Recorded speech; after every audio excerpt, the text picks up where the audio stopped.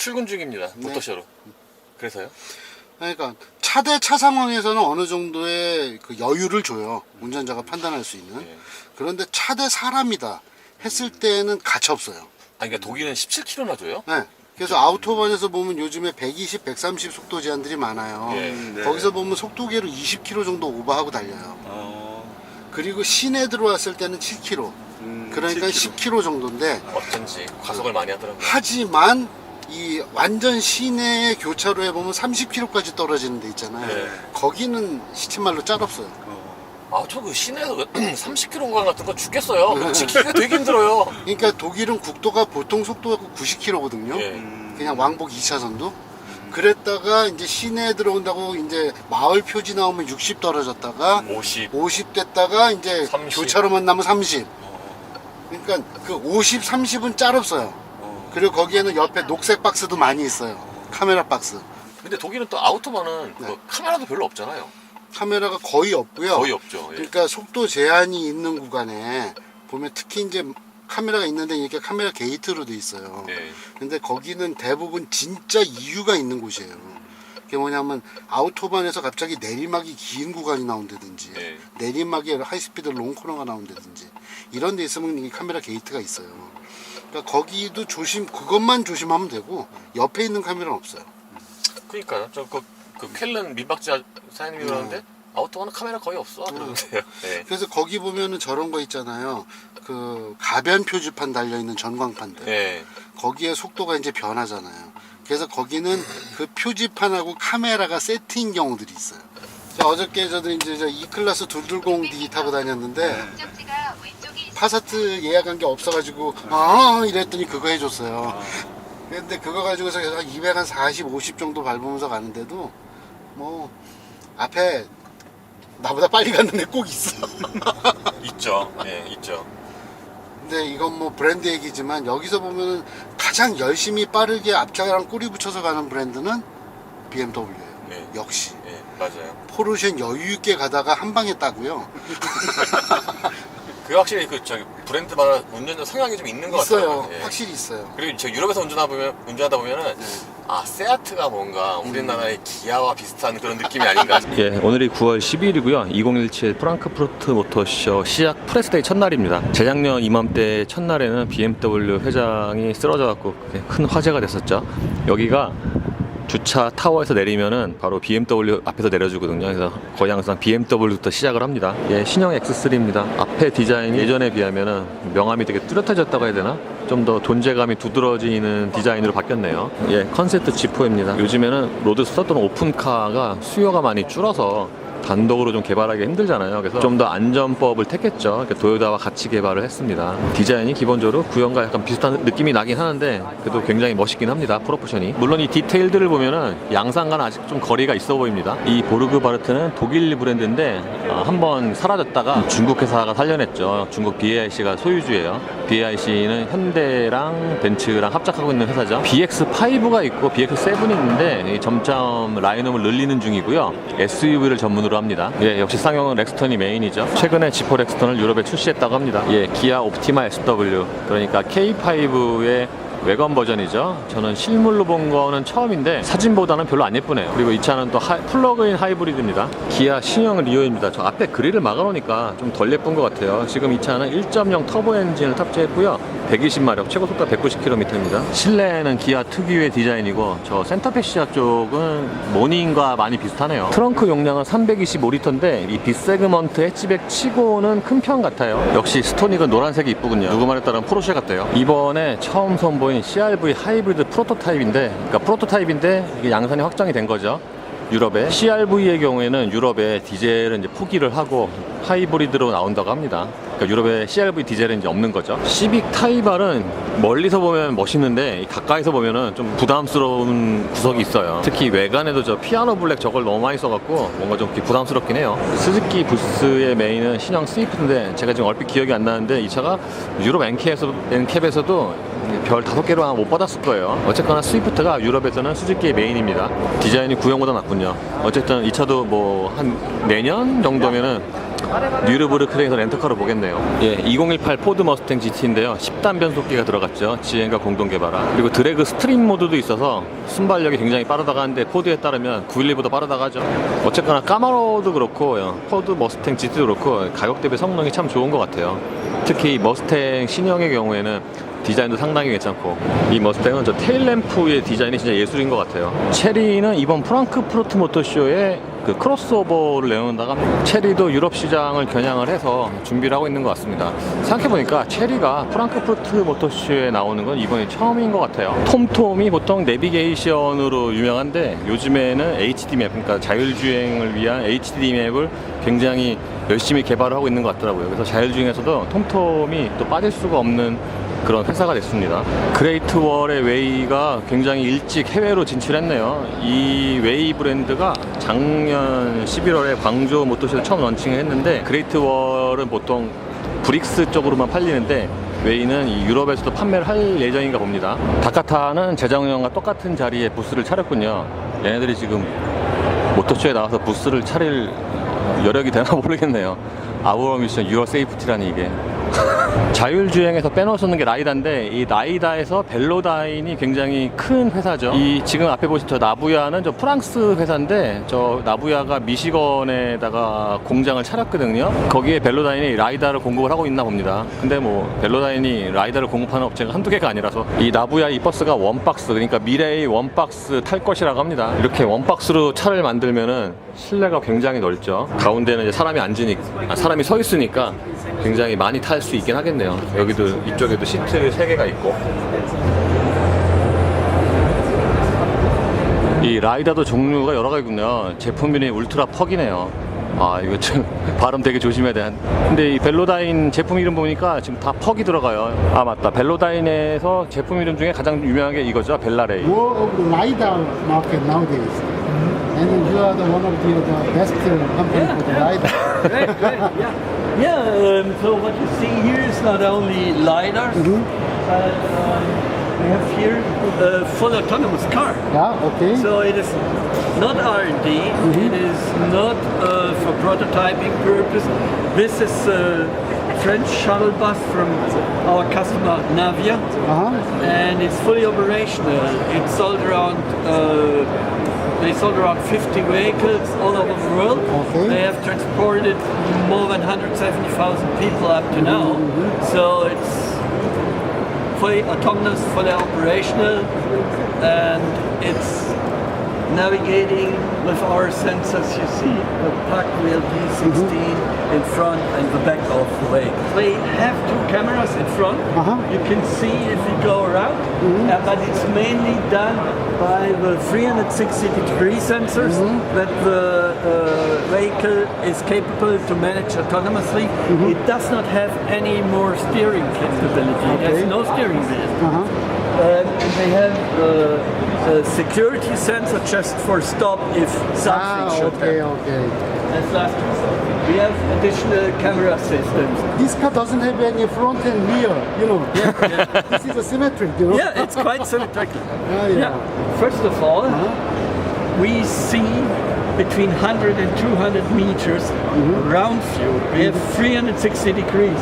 So the sensor is rotating, and without delay, you get real-time information about all objects and obstacles in your way in real time, and it works in normal rainy conditions, in slate and snow as well, Oh, really? day and night. Yeah, because the LiDAR uses a laser anyway. Yeah. You know, this is But- something like the light. Yeah, but what we have is we have a multi-channel approach. So we have at least 16 sensors in a row, or even more, up to 64, and they are rotating 360 degrees. And due to the fact that we have so many laser channels, okay. if some of them hit on a raindrop or snowflake, hey, let's automatically fill it out, because some of the photons always will come through and give you a reflection signal back. And some days ago, you know, the Robert Bosch, announced that they're gonna produce the LiDAR too, and that they want to integrate the LiDAR system into their autonomous driving system. Yeah, yeah. Do you have any integrated solution for the vehicle manufacturers? We have manifold approaches where we work in close cooperation with OEMs to provide them with a tailored solution that best suits their needs. As we did here. For fully autonomous, we have approaches like this here. This is the so-called Ultra Pack or VLP32. So in almost the same housing than the standard car, it comes with 32 laser channels, 200 meters, and it's perfect.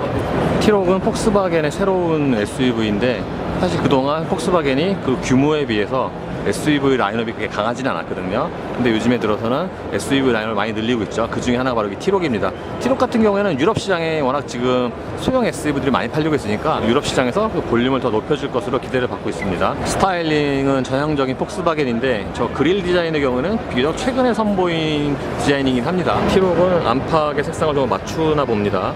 왜냐하면 저 뒤에 있는 하얀색 차의 경우에도 안팎의 색상이 같아요. 이 실내는 폭스바겐의 새로운 셉타페시아 디자인인가 봅니다. 이 모니터의 경우에는 이 부분이 지금은 평면으로 보이는데 운전자 쪽으로 약간 좀 틀어져 있고요.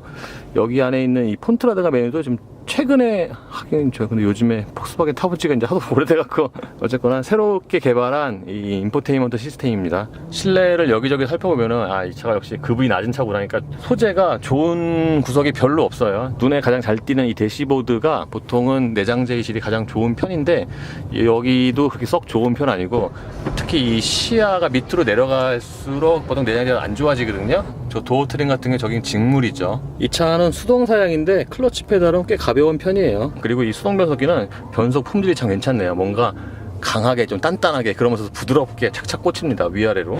이 파리 다카르 랠리 나갔던 959의 경우에는 400마력이었고요.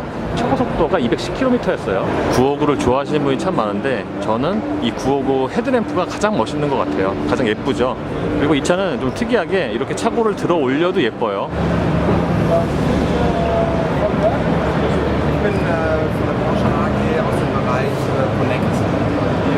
예, 제로 400 제로가 41.96초네요. 어마어마하네요. 41.96초 제로 400 제로가.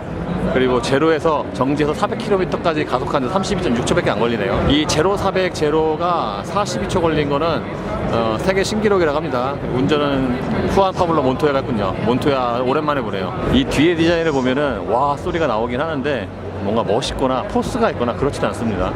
좀 너무 과하다는 느낌도 있고 이 앞에 공터가 원래 아우디가 쓰던 자리였거든요. 아우디 혼자 큰 걸 차려서 했는데 비용 때문인지 폭스바겐 그룹 안으로 다시 들어가 버렸네요. 이것을 보면서 메르세데스 벤츠가 전동 모델을 2020년까지 모델마다 추가하겠다고 하는 그 마스터 플랜을 같이 볼 수 있습니다. GLC 퓨얼셀이라는 모델이 있어요. 이 GLC 퓨얼셀이 이번에 프리미어가 된 모델 중에 하나거든요.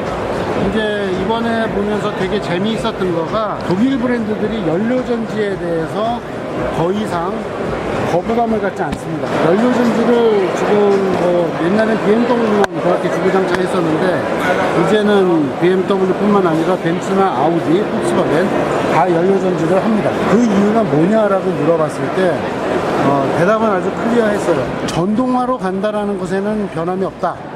하지만 배터리 충전 방식으로는 한계가 있는 경우가 분명 있다. 그 경우를 대응하기 위한 것이 연료전지다.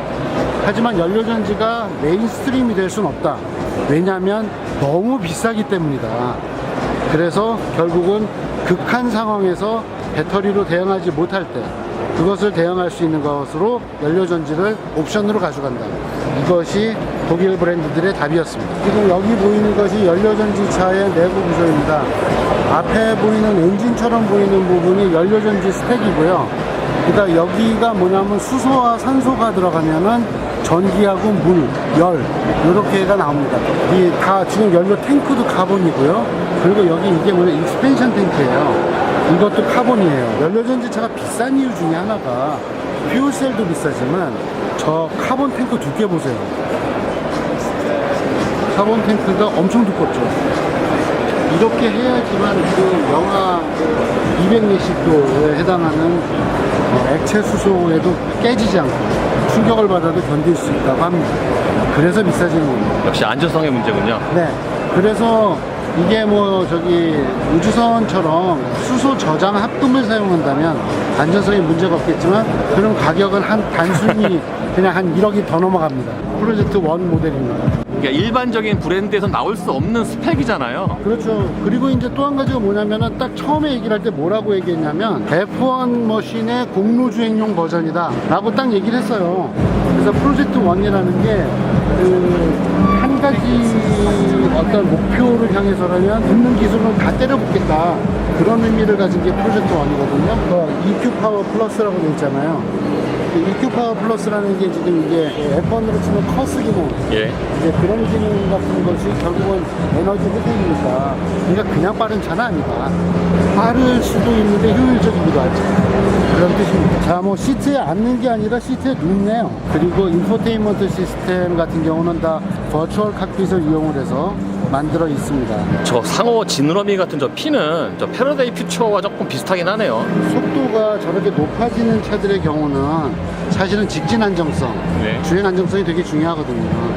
그래서 다운포스만큼 더 중요한 것이 어쩌면은 직진 안정성일 거예요. 예. 그리고 저기가 위에 보면은 에어 인테이크가 있잖아요. 예. 에어 인테이크가 공기의 와류를 만들거든요. 그러면은 당연히 그만큼 차의 안정성을 다시 복원을 해줘야 될 필요가 있겠죠. 그래서 뒤에 핀을 달아서 에어로 핀으로 위에 생긴 와류를 다시 잡아주는 겁니다.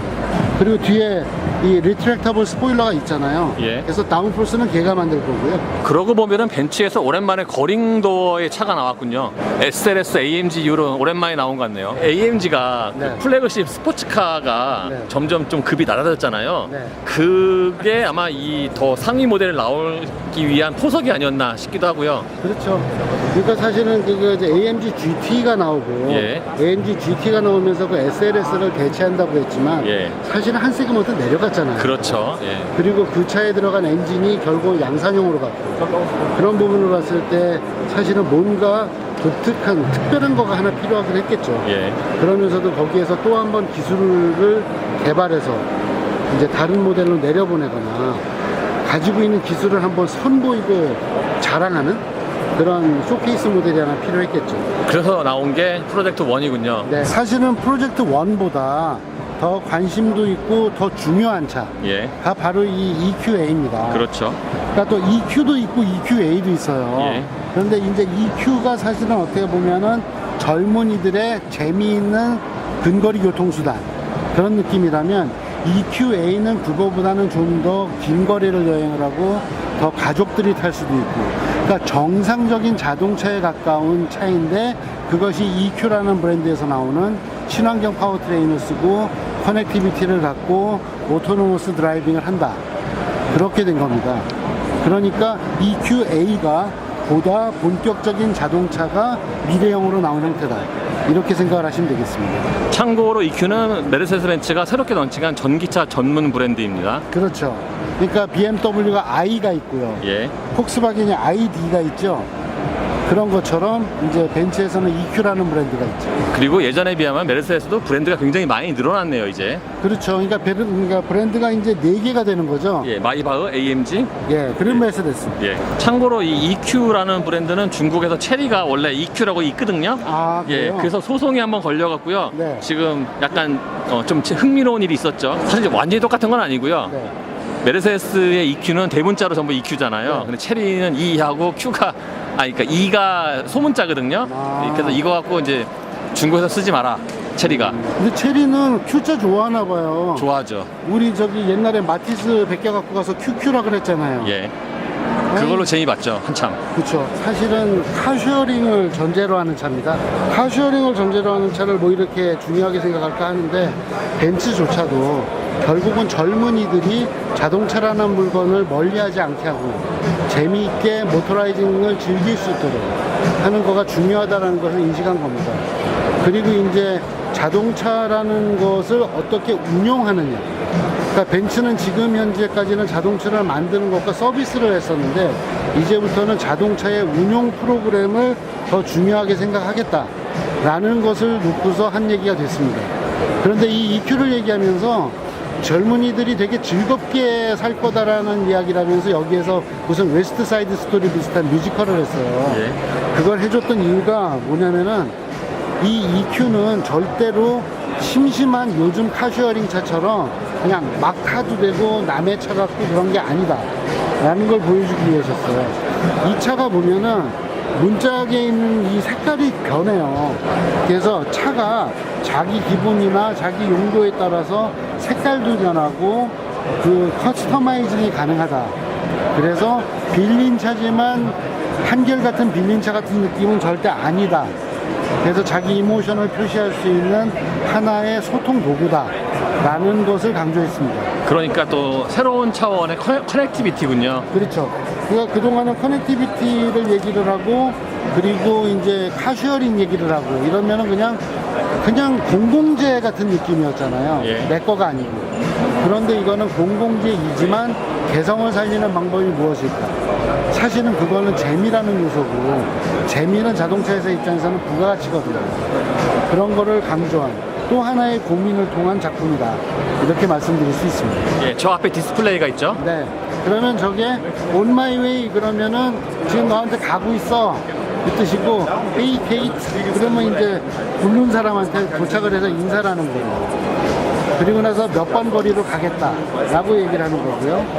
그런 다음에 아까 이제 바이 봤잖아요.